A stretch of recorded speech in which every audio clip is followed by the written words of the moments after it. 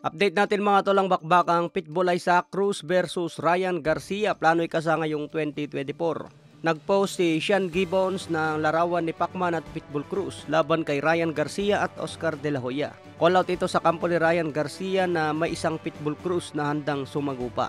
Pero sinabi ni Ryan Garcia wala daw silbi ang Pitbull laban sa isang Lion. Marami naman ang nag-react kay Ryan. Malakas daw ang loob na magsabing Lion siya pero umayaw kay Tank Davis. Samantala si Pitbull Cruz binigyan ng swabing laban si Tank Davis.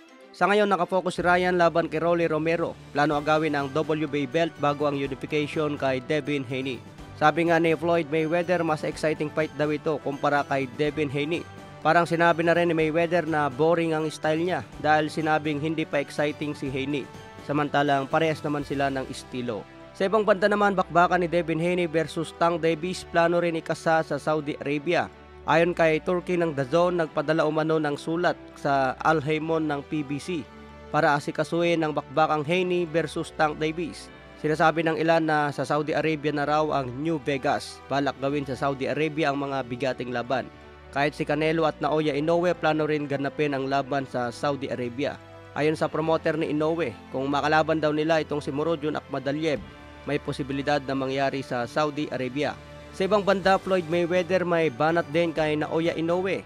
Hindi raw believe si Mayweather kay Inoue dahil hindi ito lumalabas sa Japan.